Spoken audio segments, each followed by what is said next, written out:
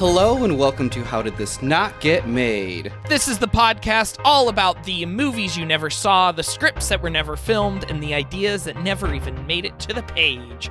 My name is David Spencer. My name is Daniel Kaka. And I'm Michael Spellacy.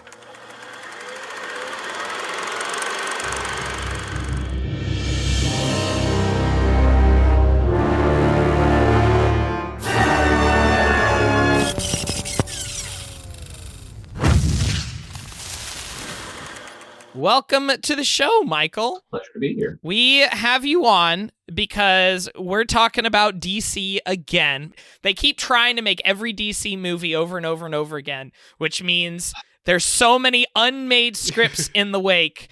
And Dan was just saying, who do I know that knows the most about DC and is the biggest fan of DC superheroes, and called you up. I was trying to look through my whole Rolodex of people from all the people that I worked with, like at Warner Brothers, because that's where we met. We both worked at Warner Brothers, and I was trying to think of like, who knows it the best? Your name came up, and I was like, I don't know anyone else that knows more about DC. Well, you twisted my arm, and I was able to put down the comics to come talk. Yes. So. Are you coming at it more from a movie angle or the comics angle or combination? I'd say combination. I've been swallowing the media just in every format I can get my hands on it since I was a wee lad, like growing up with the animated series, some television, film, comics, video games, like the Injustice series. Amazing. Chef Kiss My Hand. There's a lot that they put out, and it's fantastic. And the stories get told in so many different ways that it's a treat. With the whole Marvel DC arguments, which, first of all, it's fine that both can exist and you don't have to pit them against each other. But I think one of the really cool things that DC does do really well is this whole multimedia thing. Even if the latest batch of DC movies has a poorer reputation, if you can look at all of their stuff, all the shows and all of the video games and all of the animated series, there's such a massive wealth of content and like just a diverse set of content in there.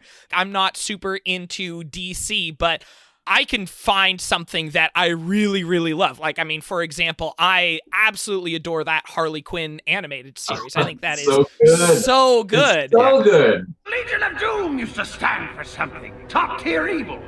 But now, they'll let in any, say, second-rate clown with a cheap dye job. How dare he? I go to a very high-end salon weekly. Charles, I've seen you neck deep in 6 different bottles of that bullshit you buy at the drugstore. Damn it, I forgot you were here. That's one of the cool things that DC has, is it's like, there's something in there for anybody. That, though, I think is what DC does best, is poking fun at itself that Marvel hasn't quite perfected. Like, Marvel's got like the cinematic universe, like to a T, perfect.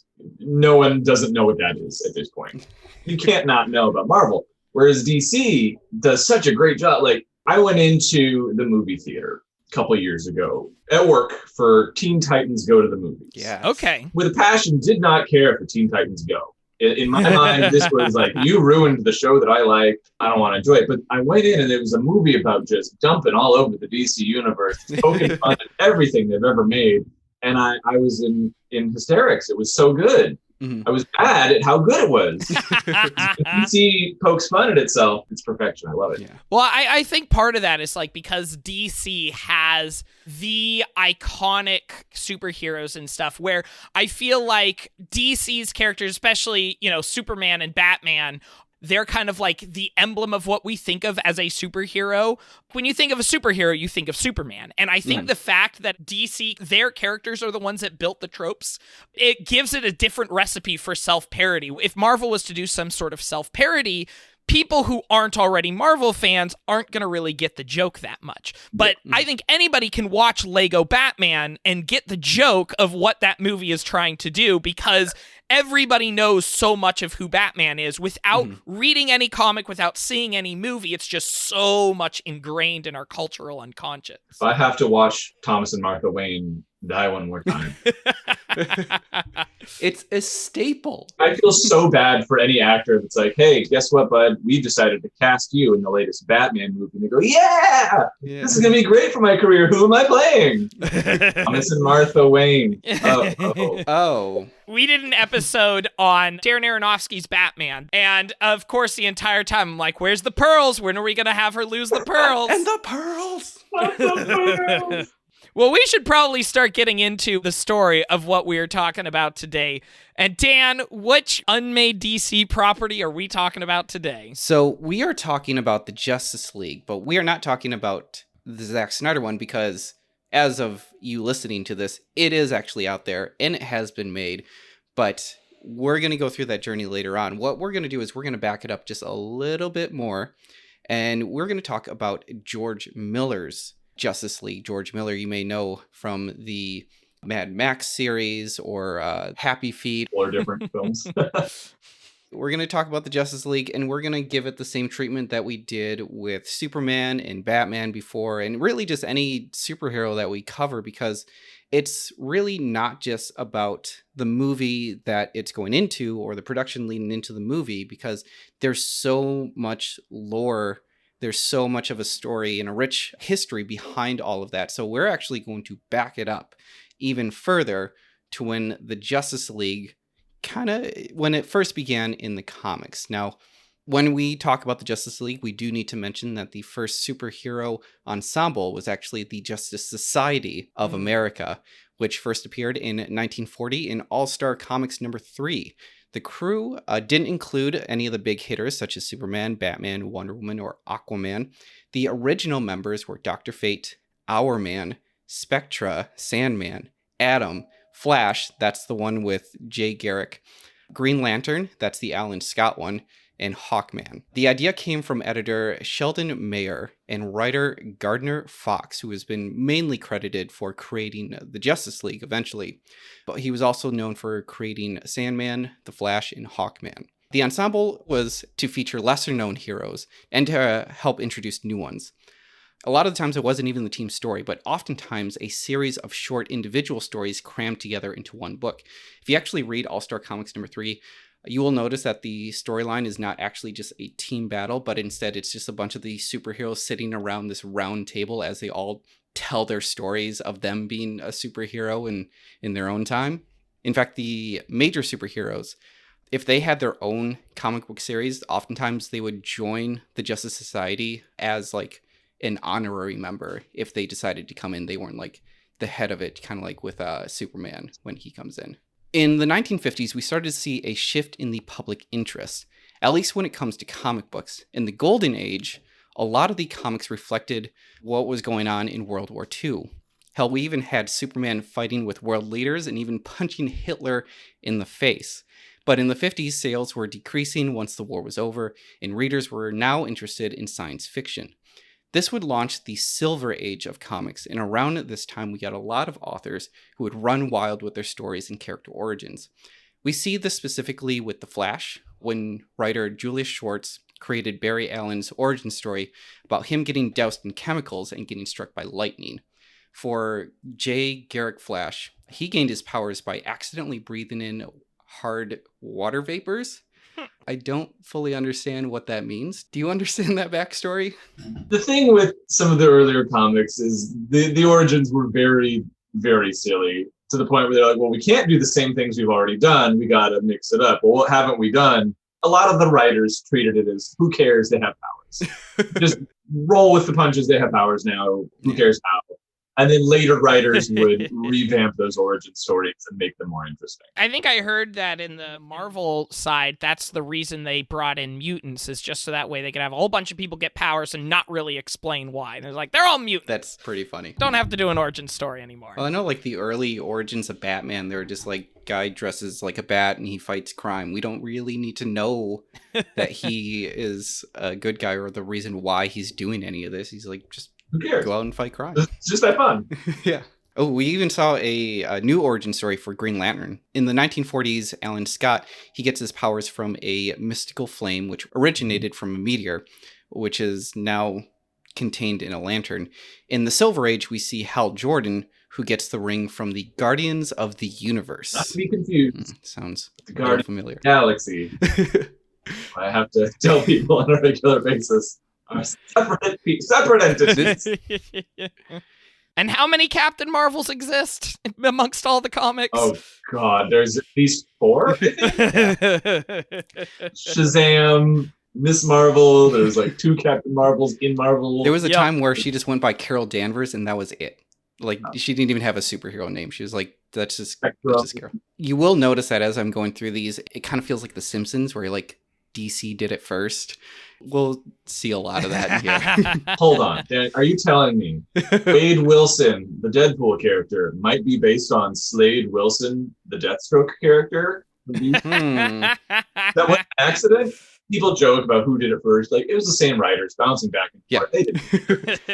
It doesn't matter at the end of the day, like, who did it first. It's like, who do you like more? Who do you identify with more? Yeah. So for the Justice Society, it looked like a lot of those characters were getting written out or even just forgotten. They were trying to make room for a lot more like science fiction friendly characters. We did get an explanation of the new character in The Flash, number 123, in 1961, when Barry Allen enters the multiverse and encounters Alan Scott, who is in Earth 2. And these stories and characters will all then take place in Earth 1. So already in the 60s, we've established that there is a multiverse. Is this the first time that a multiverse is in comics? I believe so. Yeah. It's a very famous cover, The Flash of Both Worlds, I believe is what it's called, where you see 2 of them rushing to save someone from a different angle, and it's like, what, you? It has rocked comics. Just the introduction of the multiverse has been such an interesting thing. I might be wrong, but I'm pretty sure that was the first time, at least for a major publisher, that it was done. Yeah. There has been some comic historians who say that that comic specifically is the launch of the Silver Age, but that could be debated. I agree, but debate. Marvel is going to be going into multiverse stuff soon, but I know, what was it, a couple of years ago, they did the Crisis on Infinite Earths. Yeah, for the CW. Every existence multiplied by possibility and spread out before space and time in infinite measure. Civilizations rose and fell and rose again across reality's grasping expanse. Life, a precious gift, persevering in the face of every obstacle until finally the age of heroes was born. It was such a beautiful homage to every DC film and TV show. They were just like, we're gonna cram it in there. Yeah. Mm-hmm. And because there's a multiverse, like, you could essentially like explain all the different Batmans and Supermans that have happened and essentially just wrap that all together and be like, it's all the same thing. Be like, what?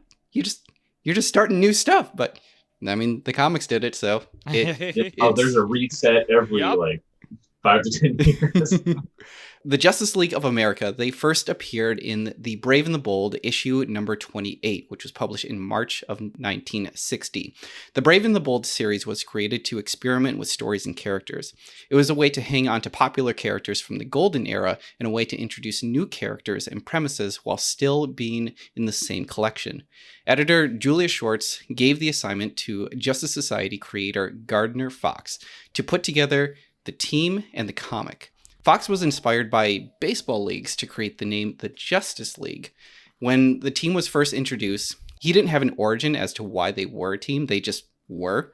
But the roster of this team is now a more familiar one that we know today. It had Superman, Batman, Wonder Woman, The Flash, this one with Barry Allen, Green Lantern, that's the Hal Jordan one, Aquaman, and Martian Manhunter. I am John Jones. First story, the team is up against a giant alien starfish called Starro, and many clones are. I guess he possesses other starfish and they grow and they start attacking people. But with the help of the character Snapper Carr, the League was able to defeat the massive starfish by covering it in lime, the mineral that you use for farming, not they squeezed lime on it like it was a giant taco. That'd be really good. Yeah, and because of that, Snapper then was now an honorary member of the Justice League. So the issue was wildly popular and would be featured again in Brave and the Bold issues number 29 and 30. The first issue of the Justice League of America was published October of 1960. As the series continued, oftentimes it would not include Batman and Superman, DC's most popular characters, because they already had their own featured issues. The editors didn't want to confuse a lot of the readers with the continuity of the characters. If DC noticed that the sales of the Justice League started to dip and decrease, they would then add Batman and Superman for those issues to help like increase the sales. I'm pretty sure like that's what worked for early MCU stuff. They only put Tony Stark in one scene in Incredible Hulk because they knew nobody would see it if that wasn't in there. Huh. In Justice League of America number 21 and 22, which was in August and September of 1963, we saw a crossover with both the Justice League and Justice Society in what is known as Crisis on Earth 1 and Crisis on Earth 2. Because the issues were so popular, DC had them team up again in issue number 27, which was published in August 1964, where they went up against the evil version of the Justice League known as the Crime Syndicate of America, who is on Earth 3. So now we have 3 universes now.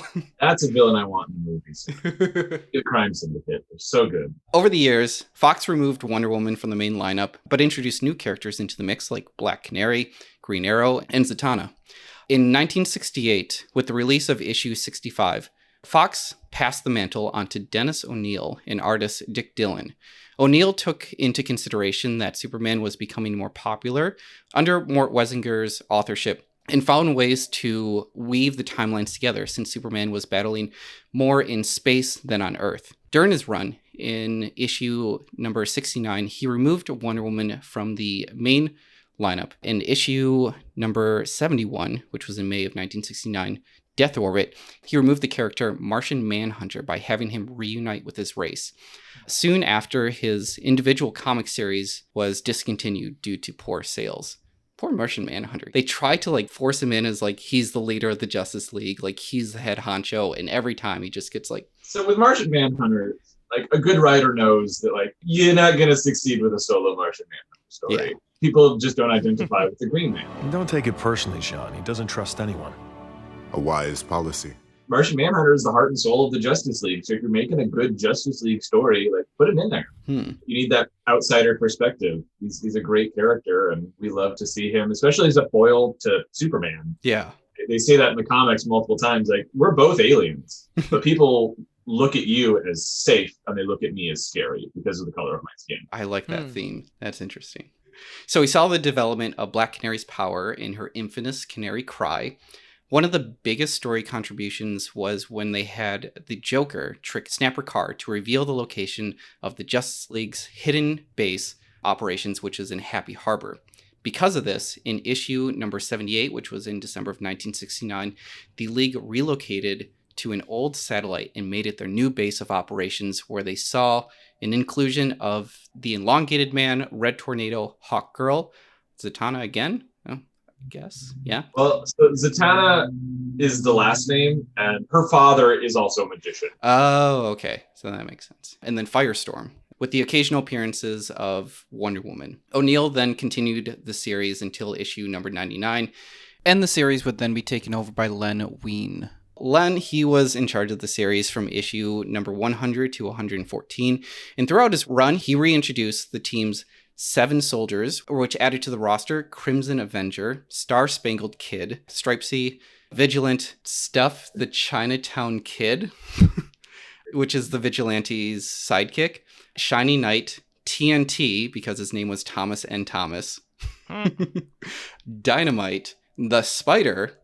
I thought it was interesting that his name was Tom Holloway. Playing the Spider. For the Spider.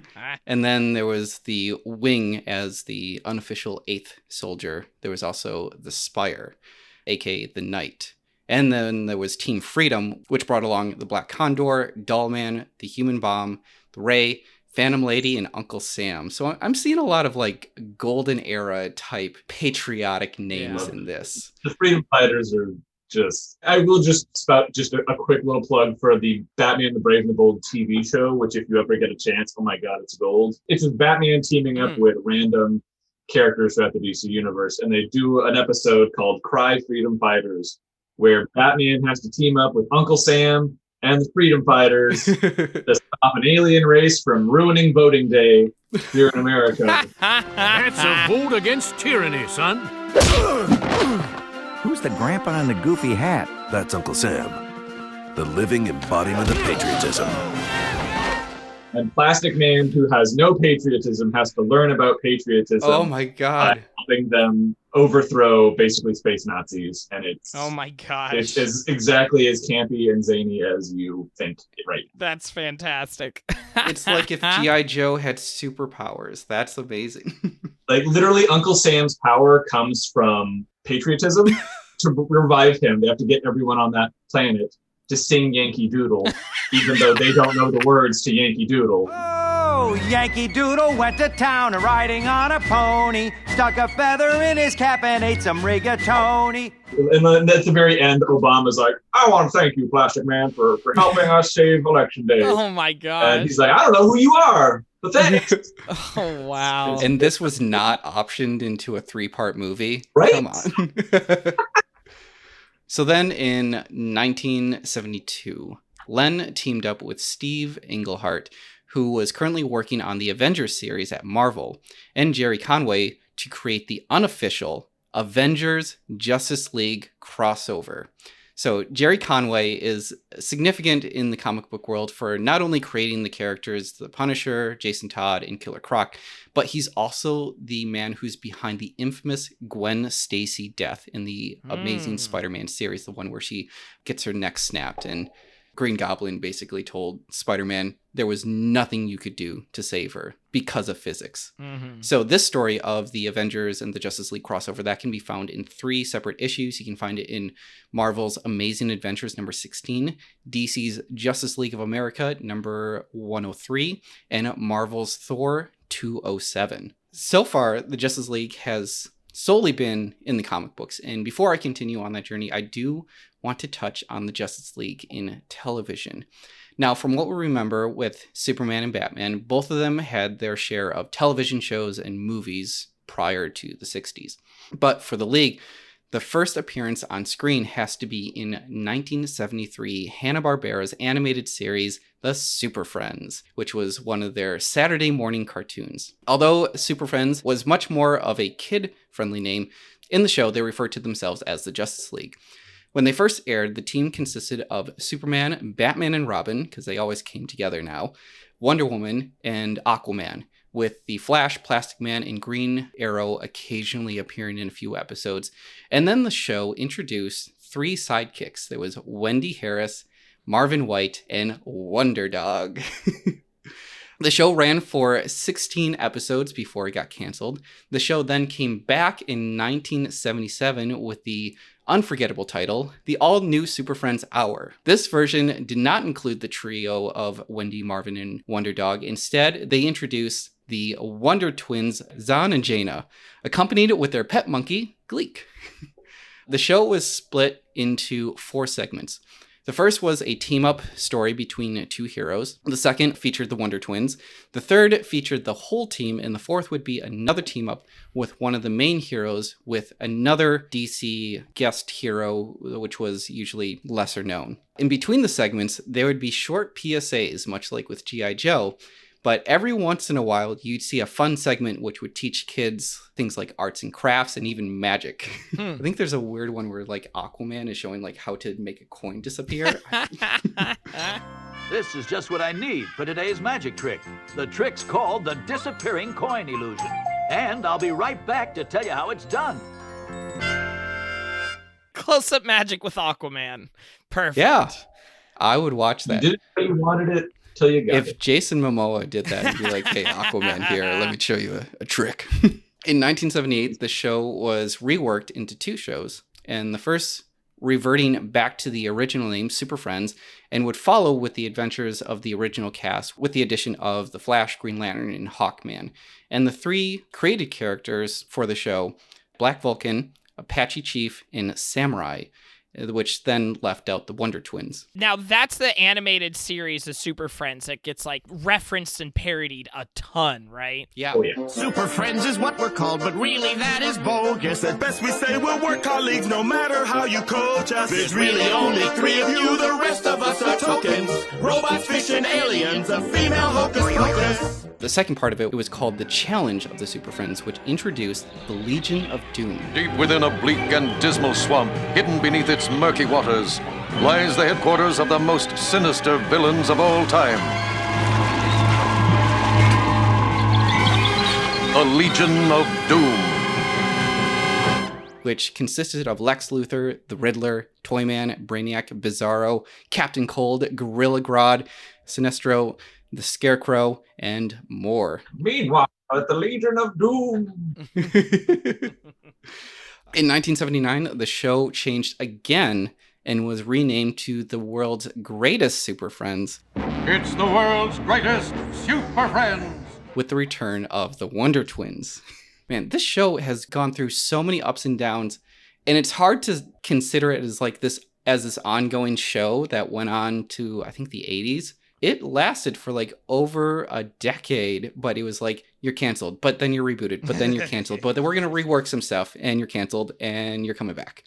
Also in 1979, Hanna-Barbera took a shot at making a live-action Justice League called Legends of the Superheroes. For centuries, the world has been protected by a group of extraordinary men and women who have dedicated themselves to fighting crime. The show consisted of 2 60-minute episodes that aired January 18th and the 25th of 1979. The series reunited Adam West and Burt Ward as Batman and Robin, along with Garrett Craig as Captain Marvel, Howard Murphy as Green Lantern, Rob Hass as The Flash, Bill Knuckles as Hawkman, Barbara Joyce as the Huntress, Alfie Wise as the Atom, and Danuta Wesley as a Black Canary. The show was certainly campy, and it felt more like a play that was performed in front of a live audience. Like, if we thought that the Justice League in the 90s was cringy, this is more of like the Superman musical television special bad. Oh my If you care about this character, don't watch it. That was live action? Yes, it was live action. So that was our first live action version of the Justice League. Yeah, it is true. That is our first introduction. I thought it was going to be Smallville was the first live action Justice League. In 1980, the show was changed again, but it was simply named Super Friends again, which consisted of 7-minute segments, some of which were pulled from previous seasons. But this also introduced the hero El Dorado. The show ran for 22 episodes, and it looked like it was about to end until the show came back again in 1982 as the best of the Super Friends. It would mostly consist of reruns of the previous shows, but in 1983, they premiered what was known as the Lost episodes because ABC had syndicated 24 episodes to be made. But during that time, they had been ordered to create the episodes, but the show had also been canceled as part of their Saturday morning lineup. In 1984, the show came back again, which was known as the Super Friends, the legendary Superpowers Show. Super Friends, the legendary Superpowers Show. Jesus. That introduced Firestorm. In 1985, it was revamped. It did not take on the title Super Friends. Instead, it took on the title The Superpowers Team, Galactic Guardians, and this introduced the character Cyborg as part of the team. Who is coming up with these names here? This is insane. Yeah, what is that name one more time? The Superpowers Team, Galactic Guardians. All right. Semicolon. I'm confused. Are they just not allowed to use the name Justice League? You can use the characters all you want, but the name of that group of people, no, that's out. In my time working for this studio, I have learned a lot of just how much nonsensical lawyering has to go on for these characters. Of like, you can use this, but you can't call it this. And well, you can use this, but we're using it somewhere else. So you therefore cannot use this part of this. And it's a lot of just nonsense. There's the characters that you know and love, and then there's the lawyering. Yeah. Someone signed something 30 years ago, so good luck getting your character back. Anyway, this series, again, that is called The Superpowers Team, Galactic Guardian, This one actually got pretty dark because it dealt with Bruce Wayne's parents and the death of Superman, which I didn't realize, like, the first time that we saw the death of Superman was in 1986. I thought it was in the comics when we did our Superman episode. I thought it was in the comics when they did that, and there was a huge influx of people trying to buy those comics because we'd never seen Superman die before. But turns out... And he dies all the time. Yeah, he dies constantly. Wednesday, has he died yet? Bring him back in a black suit, bring him back with a beard. Another dimension, bring that one back. But finally, the show came to an end on September 30th, 1986. It did not get revamped. The Wonder Twins did not get their own spin-off show. But we are going to go back to the comics. So in 1975, from issues 115 to 150, the series bounced between writers Cary Bates, Elliot S. Maggins, and Jerry Conway. With their run, we saw the return of Wonder Woman. We also saw another DC Marvel crossover where they introduced the character Mantis, which was worked into the DC universe and was renamed as Willow. During this run, the artist Dick Dillon passed away, and the job of illustrating the comics rotated between the artists George Perez, Don Heck, and Rich Butler. In 1978, Jerry Conway took the charge as the head writer of the Justice League. Conway became one of the longest-running writers of the GLA series, starting with issue 151, going to issue 255 in 1986. In his series, there was a significant crossover arc with the Justice Society of America, and even experienced the death of Mr. Terrific from the Golden Age. In 1984, Conway and the artist Chuck Patton revamped the series to appeal more to the young adult readers, resulting in what is known as Justice League Detroit. Now, I didn't look too much into Justice League Detroit. Does that mean that, like, they're just kind of stationed in Detroit? You know, I honestly have not read the run of Justice League Detroit. Okay. I want to believe that they were just stationed in Detroit and they're just like, you know what? It's the 80s. RoboCop is cool. Doing Detroit stuff, Cyborg's here, you know, whatever. Yeah, it's the perfect place for him to be. The way that this was explained is that in the story, the Justice League fails to stop a Martian invasion. As a result of the failure, Aquaman decides to take charge and dissolve the team of heroes that would not be part of the League full time. The roster now consists of Aquaman, Zatanna, Elongated Man, the Vixen, and the trio Gypsy, Steel, and Vibe. Martian Manhunter makes his return back to the team and is now made leader when Aquaman leaves. The series went on until 261 in 1987 and was eventually canceled. While this was happening, DC would put on a 12-part series that essentially would be a big reset button. Not just for the Justice League, but for DC Comics entirely. We saw early on with the Flash crossovers and the Justice League crossover, there's Earth 1, 2, and 3. We got many other parallel universes that were being created for other characters as part of the DC universe. Like we had the introduction of Wonder Girl, who was supposed to be a young Wonder Woman, but then she became part of Teen Titans, and then they had to rewrite her history because of that. Trying to keep track of all these characters in stories that started to confuse a lot of the avid readers, and even the writers at DC. They were confused as to what was going on. So in 1985, we got Crisis on Infinite Earths, which was written by Mav Hoffman and illustrated by George Perez.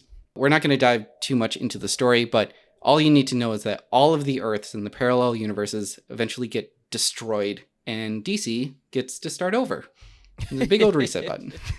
First reset. Which is really funny that, like, making an alternate universe is the original reset button, but now we actually have to destroy the multiverse to really be able to reset. I think it's to be a lot. I think it was in, 2009, 2013, that when they did the New 52 was their reset button. Like, now we've reduced it to only 52 multiverse, like, parallel worlds, because there were so many that we had to, like, condense it down to just 52. How many stories are you telling that you need this many alternate Earths? Like, take your time, breathe, buddy. We are now in post-crisis territory, and probably the era that most fans are familiar with, the modern era of comic books. The DC Universe was reborn with a 6-part issues Legends, in which by the end of the series, we saw the reformation of the League. This formed the series known as the Justice League, leaving out the of America. part to include a more diverse team. And for issue number 7, the name then changed from Justice League to Justice League International. The members now included Batman, Black Canary, Blue Beetle, Captain Marvel, Dr. Light, Dr. Fate, Martian Manhunter, Mr. Miracle, Guy Gardner, and Oberon. And soon after, we included Booster Gold, Captain Atom, Fire, Ice, and the 2 Rocket Reds. That series was written by Keith Giffen and J.M. DeMantis. In 1989, we saw a companion series called Justice League Europe, which was created by Giffen and DeMantis, and the team consisted of Captain Atom, Elongated Man, Power Girl, Flash, that's the Wally West Flash, Rocket Red, Animal Man, Metamorpho, Catherine Colbert, and Sue Dibney, and included Crimson Fox, Blue Jay, and Silver Sorceress. Because of the Justice League Europe title, this then changed International back to Justice League of America, and Justice League Europe then adopted the name Justice League International. Okay. Their Brexit. Yeah. The spin-off Justice League Task Force, which was created by David Michelini and Sal Velluto, also another companion of this team, mainly consisted of Martian Manhunter, Gypsy, Despero, Mystique, Ray, and Triumph, and would take advantage of the DC superhero lineup, recruiting any hero that they felt was necessary for the mission. So they would just kind of like look through and be like, what heroes haven't been used in a while? We'll just make a story for them. In 1994, Justice League International was canceled and replaced with Extreme Justice, which is... Was that supposed to be like aimed towards like kids who are into the X games or maybe like into X-Men? Oh yeah. That's actually the whole story is like Batman and Superman doing kickflips off of razor scooters and on a half pipe. Like that's all it is extreme sports, but with Justice League. No, I'm kidding. That's totally. I mean, that's all we want. I was joking, but now I want to see that. Please write. Yes, please. So that series was created by Dan Votto and Mark Campos, based in Mount Thunder, Colorado. The team was led by Captain Atom and consists of Maxima, Blue Beetle, Booster Gold, and Amazing Man, and later introduced Firestorm, Plastique, and the Wonder Twins. They're back again. Because of the titles and the inconsistencies, a lot of the fans were experiencing what they felt before Infinite Earths, and in 1996, DC decided to cancel all of the Justice League titles. In 1996, DC released a 3-part series called Justice League, A Midsummer's Nightmare by Mark Waid and Fabian Nicieza, which would reunite the original 7 and would launch the new Justice League series known as JLA, written by Grant Morrison. This series would be treated differently than the series before. The issue that came out would have a lot of the one-shot stories and would incorporate other DC heroes into the stories as temporary members. The series would go on, having multiple writers along the way until the second Crisis on Infinite Earths in 2006.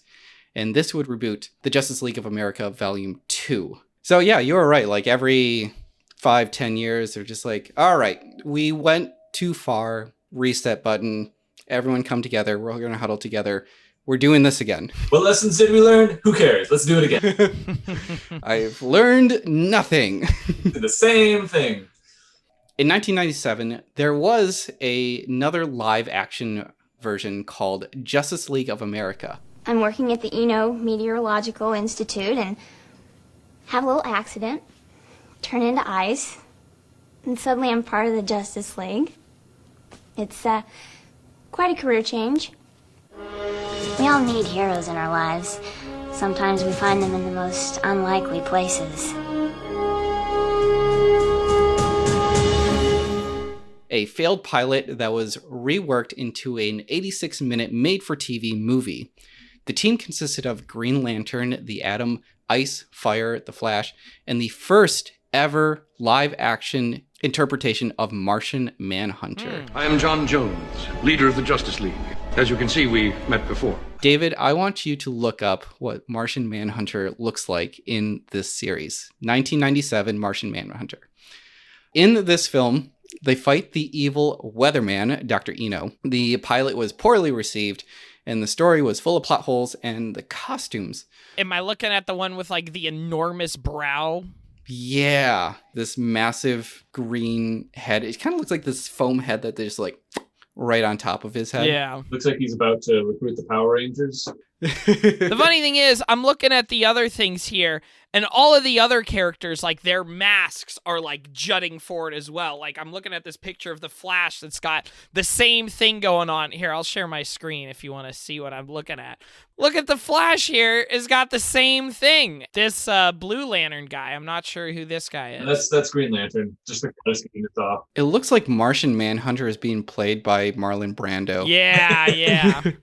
But, like, look at this. Adam's got the same friggin' brow thing. They're just really into these intense brows. That was just a thing of the 90s. Yes. Be like, if you're a superhero, you have large brows. Yes, it's weird. I did love those costumes. Like, they aren't just like spandex, though. It's like this foam padding, but like not supposed to be foam padding. And it doesn't even look like they tried to like shape them into muscles. They're like, yeah, we're just going to lean into the football pad look. It looks like very good cosplay. It does. Like, I would definitely dress up as one of them. That seems like a lot of fun. Back to television. In 2001, we got the animated series Justice League. This one was produced by Warner Brothers Animation and not Hanna-Barbera this time. The show was put together by Bruce Timm, who was a former producer for Batman and Superman, the animated series. The roster consisted of Batman, Superman, Wonder Woman, Green Lantern, that's the John Stewart Green Lantern, the Flash, the Wally West Flash, and Martian Manhunter and Hawkgirl. Kevin Conroy reprised his role as Batman, and Tim Daly came back to voice Superman, although because of his involvement in the series The Fugitive, he was replaced by George Newbert. Just like the Task Force, the show would call on other DC heroes as honorary members if the story called for it. The show lasted for 2 seasons with a total of 52 episodes. When the show ended with the finale titled Starcross, the showrunners expected this to be the finale until Cartoon Network announced that the follow-up series, Justice League Unlimited, would premiere on July 31st, 2004. This series went on for 3 seasons with 39 episodes. This show was unique because it didn't have a main lineup at all. It was much like how the Justice League was treated before, where you just kind of brought in people as you needed them. And in this one, Martian Manhunter is the head of the Justice League, and they are also in the satellite base, which is going around the Earth. And honestly, like, I actually watched through the series while doing the research for it, and this show was amazing. It was incredible, and I really, really loved it. I cannot plug this show enough. And the theme song, like, to this day, either Justice League or Justice League Unlimited, when that guitar riff just starts going off, you're like, yeah, I'm ready for the Justice League. It satisfied so many things. Like, the thing that really got me into it, and I was like, I'm on board, was when we first saw Superman and Captain Marvel. I mean, in this, now we know him as Shazam, but Superman and Captain Marvel, they fight, and you see the strength of both of them. Just like, while they're fighting, they just destroy the city that they're in. And then that leads up to like the merger of Lex Luthor and Brainiac come together. And as someone who's followed the Superman Lives thing, like, that satisfied that itch to actually see that storyline go through. One of my favorite episodes from that show is called The Great Brain Robbery, where Lex Luthor and the Flash switch brains. Yes. As the Flash, like, Luthor goes in and says, well, at least I'll be able to know who he really is. And he pulls off the mask in the mirror and goes, if nothing else, I can at least learn the Flash's secret identity.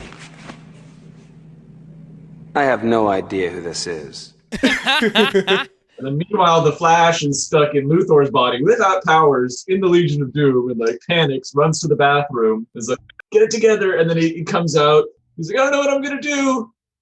And one of the villains goes, hey, aren't you forgetting something? He goes, no, you didn't wash your hands. Oh, yeah? Because I'm evil. It's so campy. I loved it. It's one of the better body swapping episodes in television I've ever seen. So now I want to start getting into the nearly made Justice League Mortal.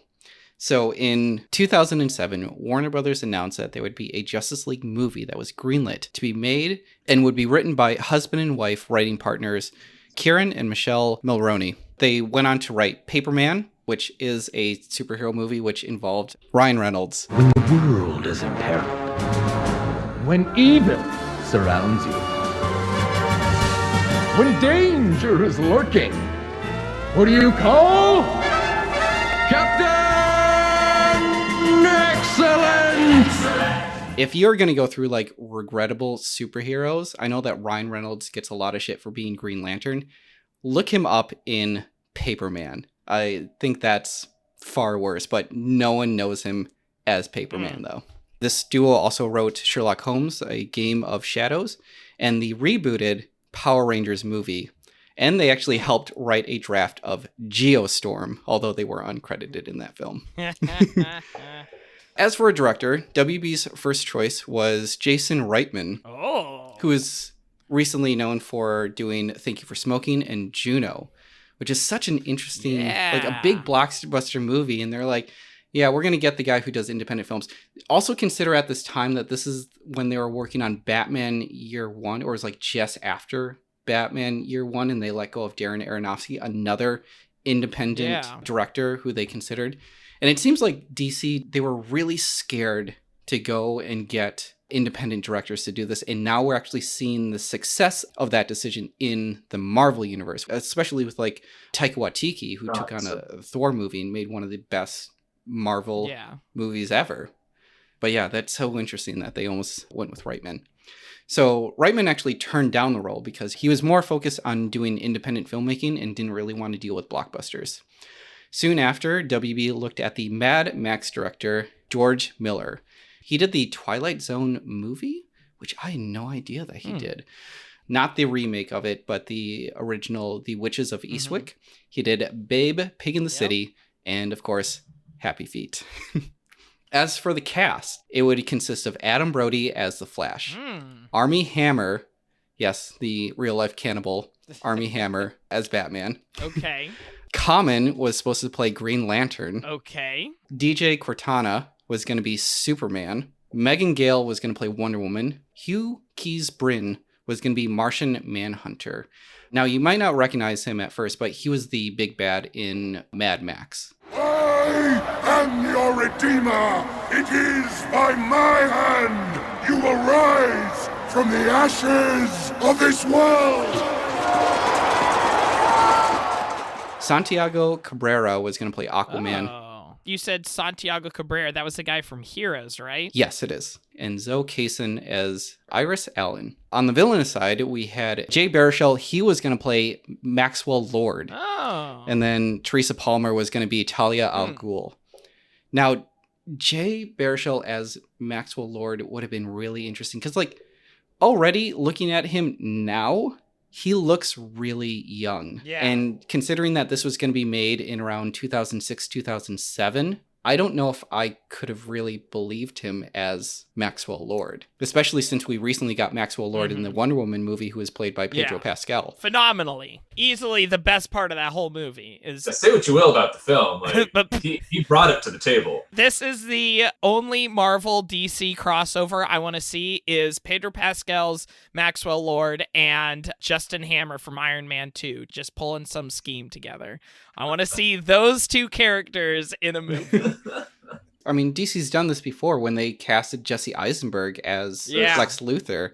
I had mentioned before, like, I love his performance. I really enjoyed his performance. It's just Jesse Eisenberg? Yeah. It's just that just because of how he looks, that's the reason why I just don't believe it as much. And it's unfortunate because, like, he played it in such a unique way that I actually kind of enjoyed. It's just like the way he looks is unfortunately like it didn't work. Whatever this character is, I love it, but don't tell me it's Lex Luthor. Lex Luthor's kid with the Riddler or his kid with the Joker, but like I don't believe that's Lex Luthor. That is not the bald conniving businessman. Mm-mm.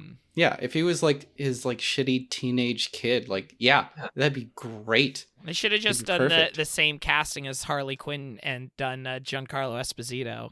Oh, I love that. Oh, he would have been perfect. Yeah, he's already so good in that show. So we are now going to get into the plot of George Miller's Justice League. I will mention this, and we've mentioned them plenty of times before. There's Canceled Movie Report. They did a full like audio production that's awesome. of this. They actually brought in actors to read for the roles. If you want to hear that fully produced, I would recommend listening to that episode. I believe that's their premiere episode, actually, is Justice League Mortal. What I'm going to do here is just a synopsis so that if you aren't going to listen to that, at least you'll understand what the story is. We open on a funeral for a fallen superhero, of whom we are not aware. The Justice League is there, all dressed in black versions of their costumes, but it's obvious that Batman is not there. Wonder Woman is given the eulogy. We cut to the title card that reads, 2 days earlier, the world is at peace. I don't like this trope in movies of like, let's start the movie at a really interesting point and to be like, all right, let's go back and be like, how did I get here? You're probably wondering how I got here. It's been parodied plenty of times, but stories should start in the beginning. So unless you're actually going to be messing around with the timeline to like actually contribute to the plot, much like what Christopher Nolan does, especially in Memento, I don't think it's necessary to start so far and then back it up and be like, oh, there's a dead superhero. I wonder which one it's going to be. Also, like, hi, I'm Wonder Woman. Can you make a black version of this for if someone dies? Who has that in their closet? Like, my morning superhero outfit. I feel like the only way to do that, like, flashback to however much time earlier, is if, like, the scene we assume is one way, and then when we go through the store, we actually realize that there's something totally different going on. Like, there was an episode of Avatar that did that, where they, like, started with this big scene, and they're, like, cut to 3 days earlier, and then when you build up to it, you're like, it was the one with Katara and Toph. Yeah. They're like about to fight each other. Yeah. And then you realize that it's actually this stage thing fight that they were doing. Yeah. So this is clearly what we're getting here is that a superhero has died. All of them are at the funeral except for Batman, who is not there. But then soon after, we cut to Bruce Wayne, who is actually monitoring the League through a satellite, which is called Brother Eye. He's interrupted by Alfred, who invites him to his surprise birthday party because, of course, Bruce Wayne always needs to have a party that he does not want to go to. When Bruce leaves the computer, it's then being hacked. It now is targeting Martian Manhunter. It's known Bruce has information on all of the Justice League members, which includes their weaknesses and how to neutralize them in a worst-case scenario. We actually saw this in the Justice League Doom. This is essentially what's going on, is that his computer gets hacked, and it was like Mirror Man or whatever. He comes out of the mirror. Mirror Master, yeah. Which baffles me that there's a mirror in the Batmobile to look behind him, and yet there's no window behind him. What are you looking at? Yeah. Final checks, gotta make sure that, like, my chin's exposed properly. Yeah, I mean, I guess he has to do his eye makeup before he has to get to wherever he needs to go, so I guess that's why he has it there. But why is it there? Anyway. My favorite line from that film is, Alfred, the Justice League is under attack. By who, sir? By me. I love that line. That's pretty great. So then we cut to Denver, Colorado, where Detective John Johns, aka Martian Manhunter, is at a crime scene where he discovers a seahorse and he gets sprayed in the face, which causes him to catch fire. This is almost like beat for beat Doom. Like, it's a different thing that's doing it to him, but like Martian Manhunter also catches fire in Doom. We cut to Barry Allen, who's in Planet Krypton, which is supposed to be a play on Planet Hollywood, where he's having lunch with his wife, Iris. This is important, but I thought it was funny. So they're actually being served by a waiter who's dressed as the Flash. Okay, that just reminds me of... So when I was working at the museum, apparently Ezra Miller came in, because the Tar Pits Museum, which is right next to the SAG building, so sometimes actors will be going in there. But apparently I heard from the people working at the gift shop that he came in and nobody recognized him. And then he started to say things like, I'll get that for you in a flash. And then the person at the register is just like, okay. And apparently was like really just had this disappointed look on his face that nobody was recognizing him. And so now I'm imagining seeing that scene of the Flash in this diner with somebody dressed up as a Flash and him trying to make references to it. And the waiter just being like, okay, sure, whatever, guy. I believe in the script. I'll have to check again, but I believe in the script the waiter says, be back in a flash, and Barry Allen's like, yeah. I think that's correct, because he does make some kind of like banter about like, yeah. This is the enthralling dialogue that we need in the Justice League. While he's there on TV, Wonder Woman is addressing the UN about world peace, but then news about Denver catching on fire because a Martian Manhunter interrupts the program. The Flash then takes off to Denver to try and help Martian Manhunter. When he gets there, he actually meets up with Wonder Woman, who I guess was at the UN, but then somehow got to Denver really quickly, faster than the Flash. But anyway, he's there with Wonder Woman to help out with Martian in trying to put him out by blasting water on him. Apparently, there was a scene that was cut that was supposed to serve as Wonder Woman's introduction. She's actually in Themyscira, who's fighting off a Minotaur and actually beheads the Minotaur. But that would have been a badass scene, but I guess it was cut out. But, I mean, this movie got pretty expensive, so they're like, yeah, we got to cut the Minotaur scene. Wasn't the budget for this like a fifth of what Batman vs. Superman wound up being or something? Something like that. Batman vs. Superman's pretty high up there as like one of the most expensive movies of all time. So we're back at the surprise birthday party. Bruce meets up with Planet Krypton owner Maxwell Lord, and then in walks in Talia al Ghul. Alfred informs Bruce that the Martian has been attacked, and Bruce shuts down the party. The Flash and Wonder Woman have moved Martian to New York, more specifically to Wonder Woman's conservatory, and have him submerged in a ornate bathing pool. Superman arrives and meets the Flash for the first time. Martian informs the team that he was targeted because his weakness is fire, and there's some suspicion that this came from Aquaman, because of the seahorse. Barry Allen is back in his home when he is visited by his cousin, Wally West. Barry is doing his research and asks Wally for his help. Superman goes to visit Aquaman to ask about the seahorse and for him to come up to the land. Aquaman reveals that he has a water hand, which resulted from an injury from a battle that he had on Earth, which is why he stays in the water. Now, can you explain the water hand thing? So it's like this prosthetic that he water bends? So basically, Atlantean tech, depending on who's writing it, I guess. Yeah, it's basically like a hand made of water, and like while it's submerged in water, like you can interact with it. Mm-hmm. It's like a magical, pliable thing.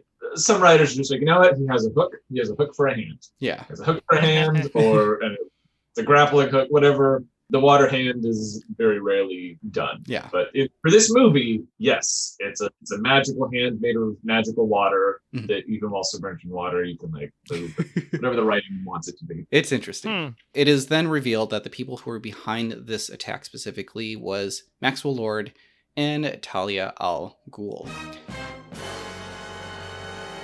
In Gotham City, Batman saves 2 police officers from being tortured by a biker gang.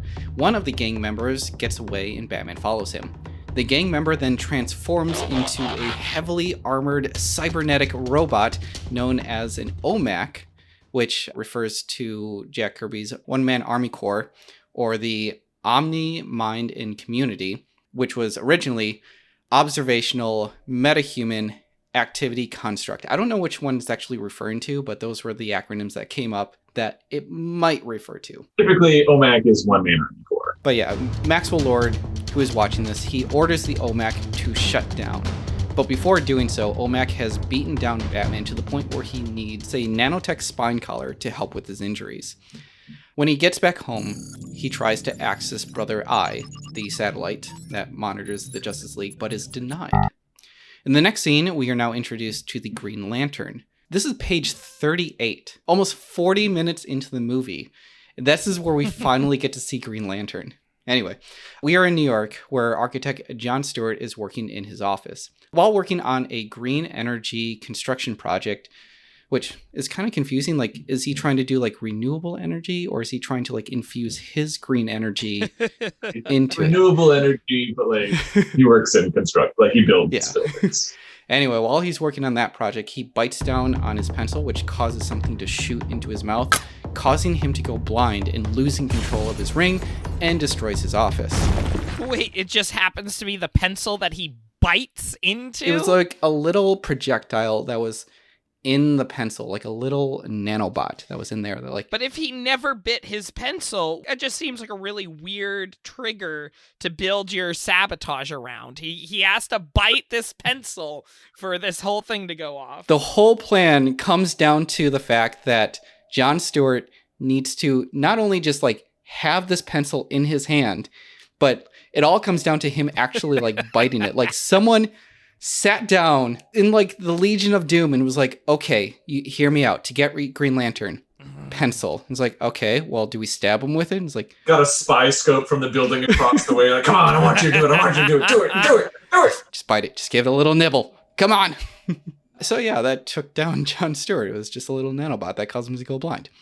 Back at Wonder Woman's conservatory, Aquaman is stung by a robot mosquito, which gives him aquaphobia, resulting in him tossing his water hand away from him. Martian uses the hand to create a suit that prevents him from bursting into flames. Well, I guess that explains why you needed the water hand to like help put out Martian Manhunter, of course. Duh. Meanwhile, the Flash and Superman assist Green Lantern to get him to the Fortress of Solitude, where they meet Batman, Wonder Woman, and Aquaman. For the first time in the film, we see the entire team together. This is like 50, about an hour into the film, we finally get to see the entire Justice League. I mean, that kind of makes sense, you know, get a lot of build up and then you get to finally see them all together. Yeah, that's true. I mean, if you think about Joss Whedon's Avengers, like that one circular shot, that famous circular shot you see around them, that's not until like an hour and a half into the film. Batman informs the team about Brother Eye, that it's been hacked, and he keeps the files on them with a list of their weaknesses. He can't find who is doing this or where the satellite is located, but someone's trying to track them down. Yeah, it's basically just a recap of this entire movie, just in case you missed like the first hour or so. He mentioned that whoever has taken over Brother Eye they basically improved the Omex so that they can take on a human identity and transform whenever they are needed for battle. I believe that in this scene, this is where everyone's like, you all are under attack. And they're like, by who? And it's like, by me. I believe that specific line was in this scene. The Justice League is under attack. By whom? By me. This script was like 6 years prior to Justice League Doom. So I think when this got canned, they took it, modified it, made it an animated feature that was so good. That makes sense. Improved upon it. The Flash's phone goes off, interrupting the meeting. Batman warns him not to answer, but he figures it's okay because it's his wife.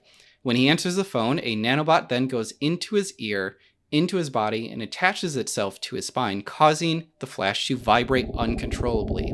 This causes him to phase through the ground, through the Earth's core, rockets out the other side of the Earth, and then he falls back to Earth and just continues back and forth through the Earth like he's a big old Newton's cradle. Okay. Wonder Woman eventually uses her lasso to contain the Flash to prevent him from phasing temporarily. I'm trying to figure out how they would shoot that. Just how do you show that? It's just like weird to think about on like a visual level. I just imagine it's like you have him on the surface at first and he goes down, and then you have like this wide shot of the core and he just goes up through there. You have to show the other side of the Earth, but it's upside down. Yeah. And then he goes kind of like in Man of Steel when they're terraforming, just like beep, beep, beep. It has to be that sound effect. Batman leaves to investigate the attacks. He somehow gets access to Brother Bear, and he finds that there is a file on himself. Yeah. I think the Lego Batman touched on this. Your greatest fear is being a part of a family again. In his list of weaknesses, it comes up as love. Love is Batman's weakness.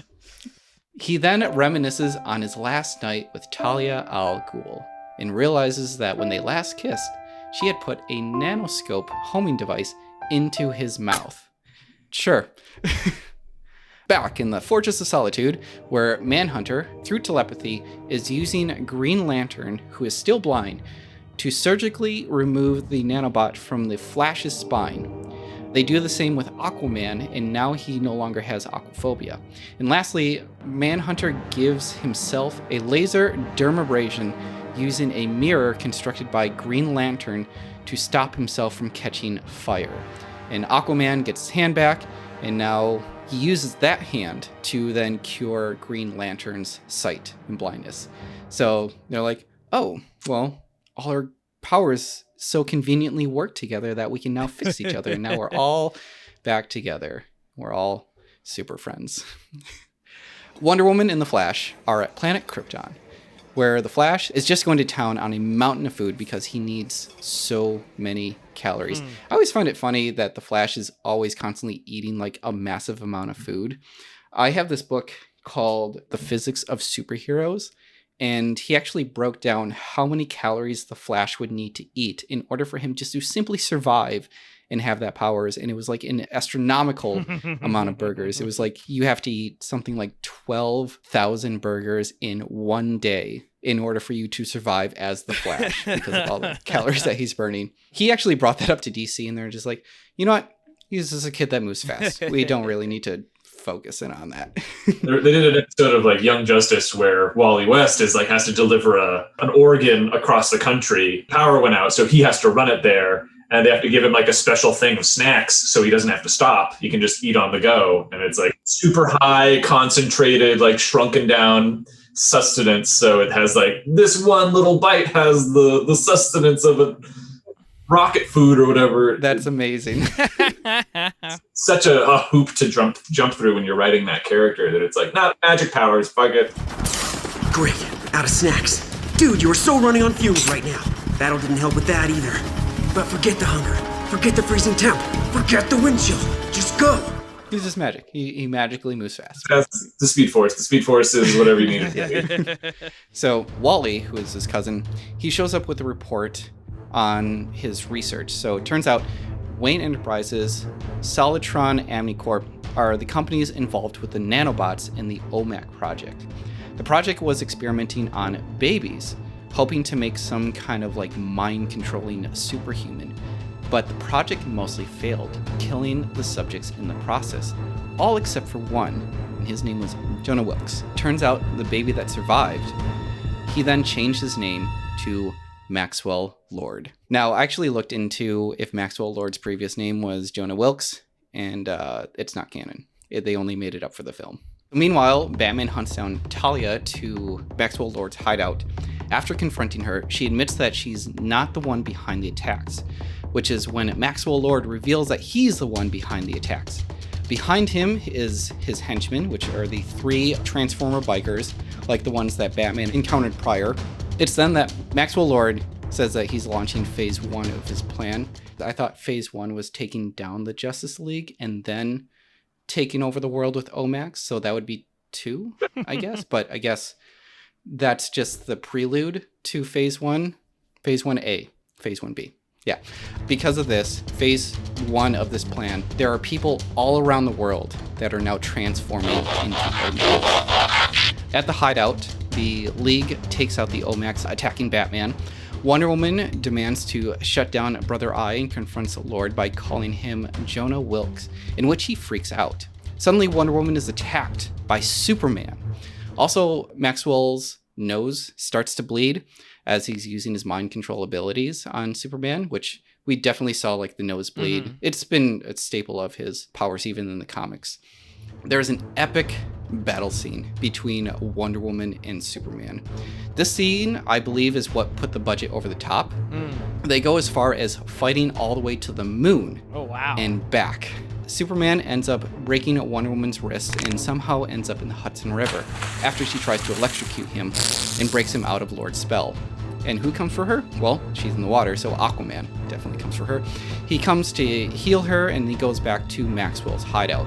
Superman dives into the water to try and find Wonder Woman, but is confronted by Aquaman and an army of sea creatures that Superman easily defeats, but Aquaman is able to slash Superman's chest. Wonder Woman confronts Maxwell again, but uses the lasso of truth to get some answers.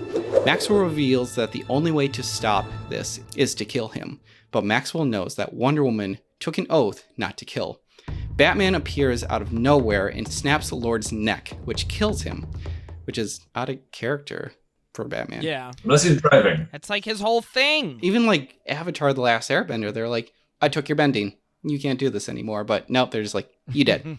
So the reason why people are transforming into OMAX around the world is because Maxwell Lord has been implanting nanobots into people's food all around the world through planet Krypton. And by putting those nanobots into people, that's what causes them to be controlled and be turned into Omacs, which is bizarre. Food is bad for you kids.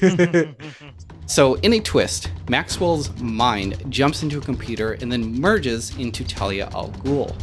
He orders the Omac War to commence. Also, Talia's hooked up to a computer? Wait, anyway, she was hooked up to a computer, but now Maxwell is in Talia. And when Maxwell disconnects her from the computer, she then dies. All the other League members join together, including Wally West in costume, to take down Maxwell. And just then, Lord jumps into Barry Allen's mind. He then transforms himself into a Omac Alpha, which I guess is like super Omac. Barry realizes that the only way to take down Maxwell Lord is to sacrifice himself. With his speed, he creates a cosmic wall of light. In his last moments, Barry runs home to his wife. While in super speed, where everything is kind of frozen, he tells his wife, "Turns out I can save the whole world. I can. As so, that's what I'm gonna do, because you're in it." He starts running around the world, hitting speeds close to the speed of light. And that's when he hits the cosmic wall of light, which causes him to die and causes Maxwell to die as well. This shuts down the Omacs that are all around the world. We now cut to the funeral that we saw in the first scene. But when we saw the Flash, this Flash was actually Wally West, not Barry Allen. And Batman was just watching in a distance. So I guess this movie did do the thing that I was saying of opening that leads you to think one thing is happening, and then when you see the context, it's actually something different. So I'll give some points to the movie. Yeah. I kind of enjoy that twist. As much as I hate that trope, I really did like that twist. I feel like it's so easy to rest everything on Batman and Superman being the two biggest names, but for the Flash to be the one to make that ultimate sacrifice at the end is kind of a cool thing that they're doing here, to like kind of even the playing field more to other heroes, so it's not just the Batman and Superman show. Mm-hmm. The team then reconvenes at the Fortress of Solitude to vote if the League should stay together. They all vote yes, except Batman, because he doesn't have powers and admits that his weakness is being human, and I guess not love anymore, but he's human. Superman rebuttals, stating that because he's human, that is his strength, and that's our strength. Just then, a device informs them that a giant starfish is headed towards Earth. Each character gets this really cool like power-up sequence superhero shot, and they all run out and they go out to try and fight Starro the Conqueror. And that's the end of the movie. You need that in comics. Fun ending and your little post-credit scene. Yeah, it's great. I like the splash page ending. Honestly, I would have enjoyed watching this movie. Yeah. There's definitely some things I have poked fun at, and there's some weird plot points like biting a pencil in order to get a nanobot into Green Lantern's mouth. But like overall, I actually did enjoy this movie and I enjoyed the story. Yeah. I think it'd be really tough for this movie if we don't have the kind of superhero model we have now where we get introduced to these characters in their own movies. Like, there's a lot of characters to keep track of and a lot of different events going on. I think part of the fact as well that they're all kind of doing their own thing and like, and now we're going to jump over here with these characters and over in this scene with these characters. And the fact that it's jumping around, I could easily feel like getting a little lost in what's actually happening because so many different characters are doing so many different things. But on the bright side, they're at least, while they're doing their different things, fully costumed. So you can be like, oh yeah, the rod in the red and gold, and blue. Oh yeah, the guy in the red spandex. Oh yeah. Yeah. Even if you don't know who they are, it's like color-coded. Yeah. I mean, there's a little bit of like them and their civilian identities, but by now, like, you know who Bruce Wayne is. Yeah. Even though they are doing their own things, most scenes are like two heroes at a time. Like, now we're going to get this scene with Martian Manhunter and Green Lantern, like, trying to repair this nanobot thing. And then over here, we're going to get a scene of Aquaman and Wonder Woman, like Aquaman saving Wonder Woman. And I do like that aspect as well, where it's like they keep trying to pair them off for, like, different little story beats. There was a critic out there who actually read the script, and he said that it read very much so like a extended episode of Justice League Unlimited, which kind of does that where like you pair off someone, they're like, all right, these two are going to fight a battle these two are going to fight a battle, these two are going to fight a battle, and then we'll come in for like the big bad. I was a little miffed that Aquaman basically existed because we need your hand. Yeah, that's Like, it. all right, we're done with you now.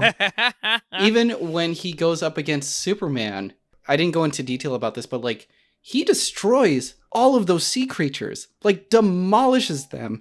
And Aquaman gets out of there like barely unscathed and just like gives Superman just a little bit of an injury and be like, hey, if you get too close, I'll cut you even deeper. But like, that was it. We had that and we had the Aqua hand, which if I do Aquaman again, I kind of want to do that now. Just like paint my whole hand blue. But yeah, the plot of this movie was actually inspired by the comic series GLA, The Tower of Babel. I'm actually excited they're going to be releasing an omnibus of this comic this year. That series was written by Mark Waid and Howard Porter. In this, Ra's al Ghul gets a hold of Batman's files on the other members and uses that information to find their weaknesses to destroy them. This was adapted into the animated feature called Justice League Doom, which we mentioned before. We also see the inspiration of the OMAC project, which was by Greg Rucka and Jesus Saz, where the satellite Brother Eye ends up activating cybernetic sleeper agents all around the world, all done by Maxwell Lord. In the comic, Wonder Woman is the one who actually snaps Maxwell Lord's neck when she feels that he is too dangerous. But in this, we saw Batman does it. In the end, the team goes off to fight Starro, which was the first villain that we saw in the GLA, which we saw in Brave and the Bold, number 28. The plan was to begin filming in Australia because of the tax incentives, and Miller was given a $200 million budget. Wow. Weta Workshops was hired to do the props, costume, makeup, and effects for the film. If you don't remember Weta Workshops, they're basically Peter Jackson's main prop house to go to. They used them for the Halo movie. Yeah, he used them for the Halo movie. He used them for Lord of the Rings, and they were used for District 9. There's so many more things that they do. Yeah. So they were in good hands if they were going to choose Weta Workshops for this. The budget easily exceeded the $200 million and was estimated to go over by $20 million. Wow.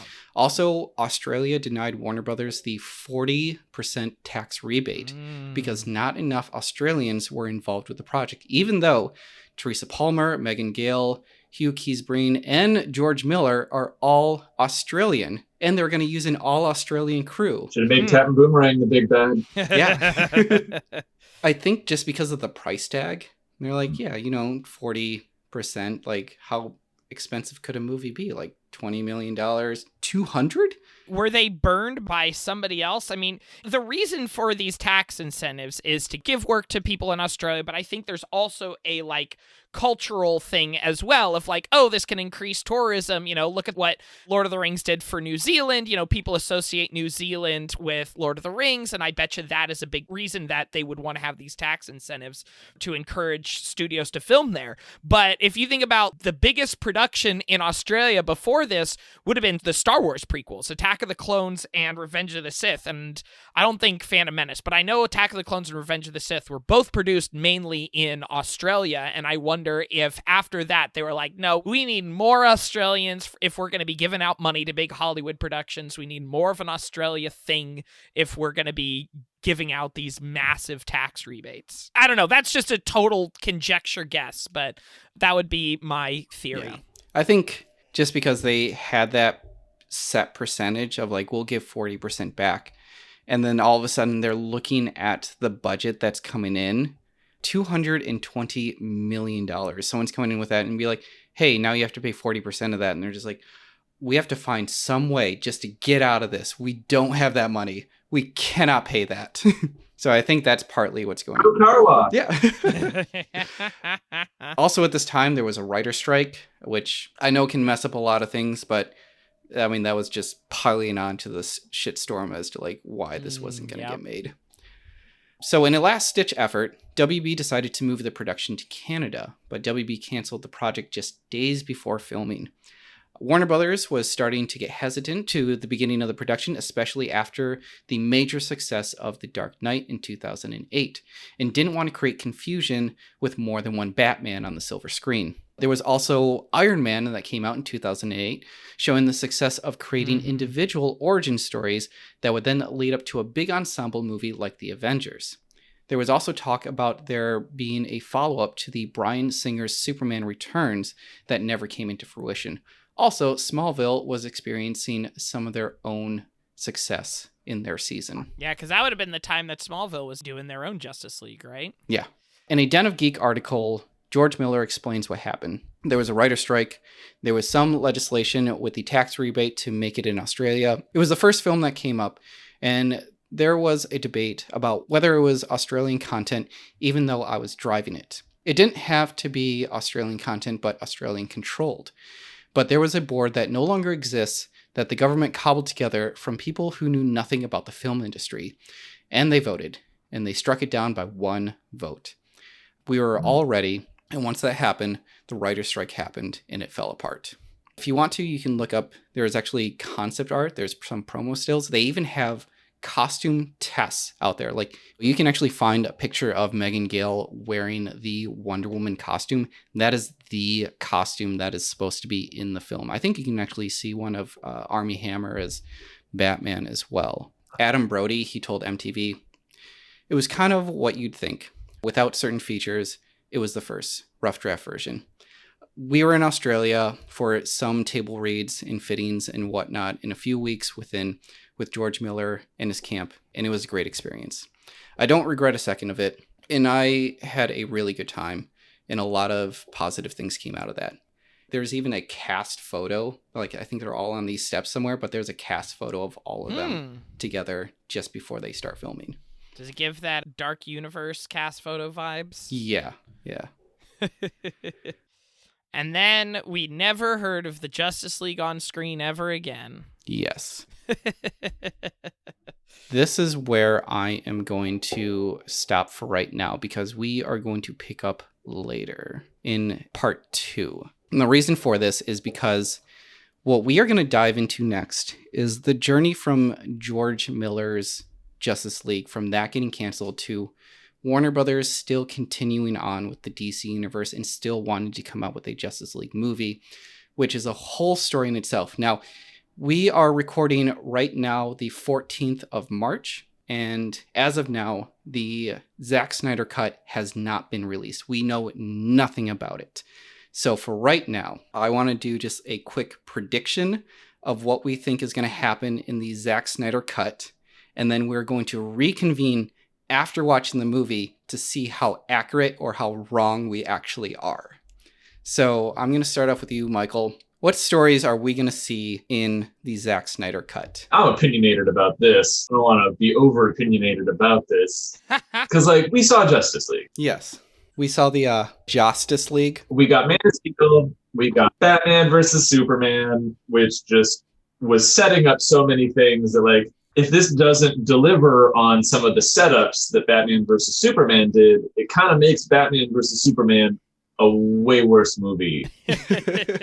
I personally didn't care for it very much. I like parts of it, but as a whole, I was like, come on. So if it delivers on some of those things, then great, good storytelling, you did it. What I want to see, what I'm hoping, what I'm expecting is that, yes, they have to team up. We get Flash going back in time to warn Bruce Wayne about what's going to happen, about Darkseid coming. I'm assuming Steppenwolf is probably going to be the big bad like he is in the Joss version. Darkseid needs to be your Thanos.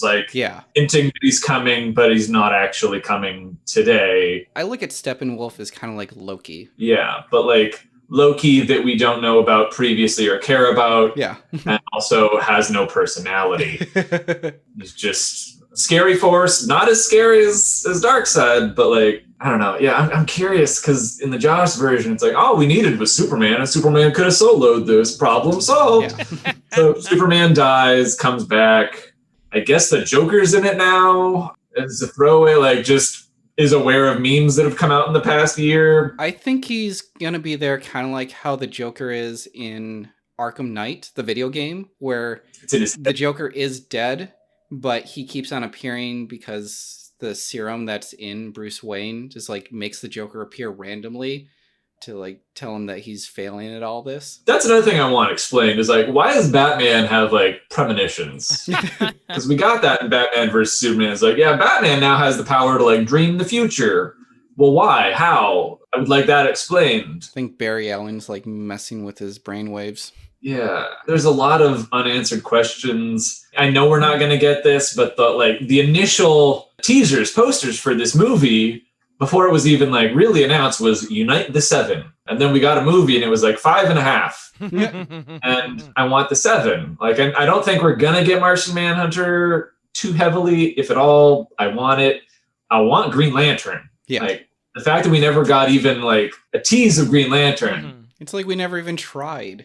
And in Batman versus Superman, we met Carol Ferris, which is Hal Jordan's love interest. She's at a party or whatever. It's a throwaway reference, but like, you can't make that reference and not follow up in your next movie, especially when that's a core member of the Justice League. Like, give me that. Don't tease me and not feed me. My hope is, because with this film, you made your version, it didn't follow through, and that sucks. I equate this to writing a term paper, giving it to the professor giving you a grade and saying what you could have done better, and then having like 3 years to fix it. You know what went wrong. You had the time to fix it. The bar is really high. Give me that payoff.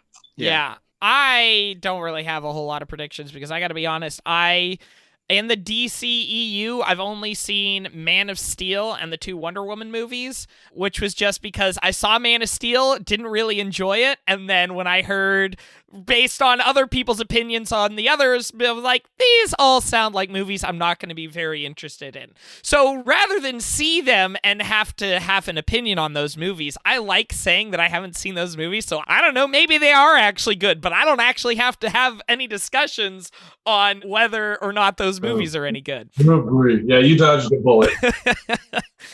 Sometimes it's really good to not have to have an opinion on a thing and just be like, I'll let somebody else fight over that thing. Blank slate. Entertain me. Yeah. But what I know about Zack Snyder and the things that I don't like about Zack Snyder, I'm going to guess that there's going to be a whole lot of Jesus imagery in this movie. That's about all I know about what this movie is going to be. Yeah. I think we're going to see a death of a major character. My guess is that they may kill off Batman.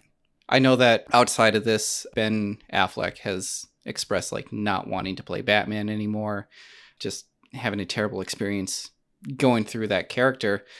But I think they might actually kill him off. I gotta say, I feel bad for Ben Affleck because of that cast was, I think, the biggest DC fan. I'm very excited for this and just got screwed over in Batman versus Superman with just a bad story. Well, I remember when they first announced him, that was like right after Argo came out. And so there was a lot of talk. I'm like, oh, what if Ben Affleck directs a Batman movie? You look at Ben Affleck's directing career and it's like, oh, with that and The Town, like he could do a really solid job. And then Batman v Superman comes out and now he just seems totally fed up with the whole universe all over again. Yeah. I would have preferred that he write and direct a Batman movie. Yeah. And then you can tie that character into a Batman versus Superman. But the fact that that's how you're introducing your main universe as Batman, as a xenophobic, paranoid, rich boy who is very gruesome and loves murder, is cool with it.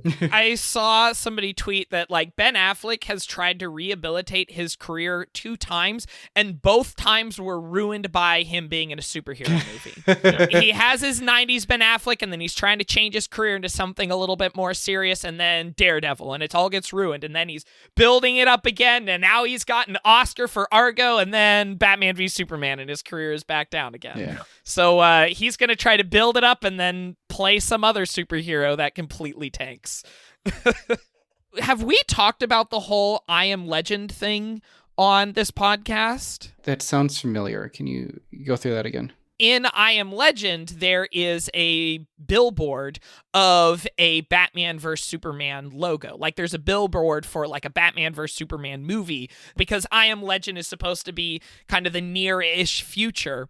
And in the future, we made a Batman vs. Superman movie. And so you see the lingering billboard off in the distance there, which was put in as kind of an in-joke because the writer of this movie also was hired in the 2000s to write a Batman v Superman movie that ended up getting shelved. And so he kind of put that in there as kind of an in-joke, especially because when they were making this, Batman Begins had just come out. We had just had Bryan Singer's Superman Returns. And so it was just this kind of like an in-joke of like, oh, this would be a cool thing that could happen. But I remember when I Am Legend came out in 2007, there was like this kind of fan thinking. I'm like, oh, are they teasing like what Warner Brothers is actually going to make this movie? You can find fan blogs at the time that are talking about that. I just wonder how much of that played into moving forward with the Justice League movie. Like, I don't know how much that would have played into it. Would be kind of silly to go in completely into production just based off of a couple of fan blogs theorizing that this is a thing they're going to do. But the timeline matches up. They're going into production in 2007, right when I Am Legend came out. I just imagine that was part of the conversation that producers were having of, here's this little Easter egg that our writer threw in, but now audiences really want this to be real.